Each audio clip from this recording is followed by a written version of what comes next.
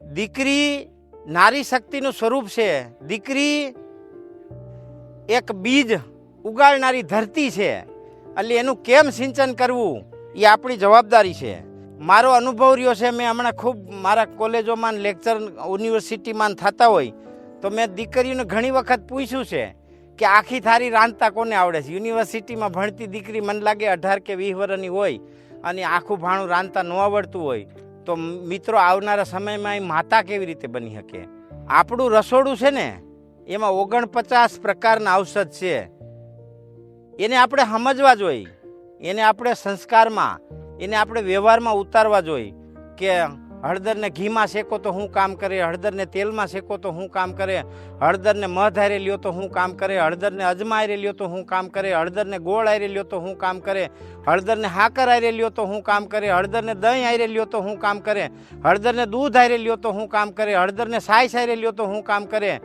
આવી રીતે આના અલગ અલગ પારંપરિક પ્રયોગો છે જે આપણા દાદા દાદીમાં ખૂબ આને સારી રીતે જાણતા. જય ગો માતા મિત્રો. આ તો સંસારની સમસ્યા અને સંસાર, આમ તો હું એમ કહું છું કૃષ્ણ ભગવાને એવું કીધું છે કે સંસાર જ એક સમસ્યા છે. એટલે સંસારમાં દરેક ઘટના, એમાંય મિત્રો આજની વાત કરીએ તો નિશાળ, અને એમાંય વાત કરીએ તો આજની નારી શક્તિ. મિત્રો આપણે ઘરમાં દીકરીને મોટી કરી છીએ, ખૂબ લાડ આપીએ. દીકરી પ્રેમનો દરિયો છે. મારે પણ દીકરી છે ને તમારે પણ દીકરી છે, મારે પણ બેન છે ને તમારે પણ બેન છે.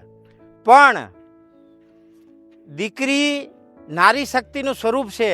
દીકરી એક બીજ ઉગાડનારી ધરતી છે. એટલે એનું કેમ સિંચન કરવું એ આપણી જવાબદારી છે. દીકરી આજના સમયમાં ભણતર ખૂબ ભણાવો, પણ એની સાથે સાથે આપણા સંસ્કારનું ભણતર જો ન હોય તો મને નથી લાગતું કે આવનારું ભવિષ્ય નારી શક્તિનું દીકરી હોય. કારણ કે મારો અનુભવ રહ્યો છે. મેં હમણાં ખૂબ મારા કોલેજોમાં લેક્ચર યુનિવર્સિટીમાં થતા હોય તો મેં દીકરીઓને ઘણી વખત પૂછ્યું છે કે આખી થારી રાંધતા કોને આવડે છે. યુનિવર્સિટીમાં ભણતી દીકરી મને લાગે 18 કે 20 વર્ષની હોય અને આખું ભાણું રાંધતા ન આવડતું હોય તો મિત્રો આવનારા સમયમાં એ માતા કેવી રીતે બની શકે. કારણ કે નારી તો માતાનું સ્વરૂપ છે. એના પેટમાં બાળક, એના ગર્ભાશયમાં બાળકને કેમ મોટું કરી શકશે. એટલે આપણું રસોડું છે ને એમાં 49 પ્રકારના ઔષધ છે. એને આપણે સમજવા જોઈએ. એને આપણે સંસ્કારમાં, એને આપણે વ્યવહારમાં ઉતારવા જોઈએ.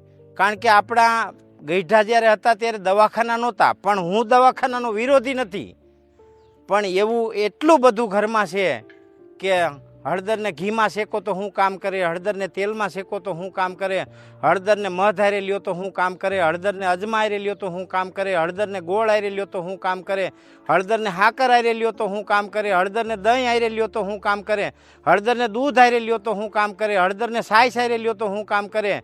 આવી રીતે આના અલગ અલગ પારંપરિક પ્રયોગો છે જે આપણા દાદા દાદીમાં ખૂબ આને સારી રીતે જાણતા. અને આને જો અમલમાં નહીં મૂકી, આના વિશે જો આપણી આવનારી પેઢીને એજ્યુકેટ નહીં કરીએ તો મને એવું લાગે છે કે અત્યારે ગામમાં દીકરા દીકરીઓ પરણે તો 98 ને 99 ને દવા લેવી પડે સંતાન ઉત્પન્ન કરવાની. આ એક મને એવું લાગે છે કે મોટા મોટી વિડંબના છે.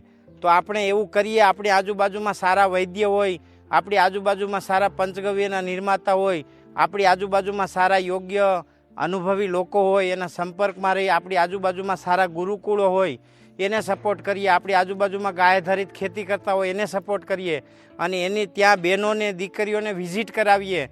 કારણ કે નારી શક્તિ સંસ્કારનો બેઝ છે. આવનારી પેઢીને મોટા કરશે એ, અને એને જ જો આપણે કાંઈ જ્ઞાન નહીં આપીએ તો મને લાગે છે કે આપણી મોટામાં મોટી ભૂલ છે. અને આ ભૂલ મારી ને તમારી બેયની છે, અને આપણી જવાબદારી છે કે આપણે આના પ્રત્યે દીકરીઓને અને બહેનોને જાગૃત કરીએ.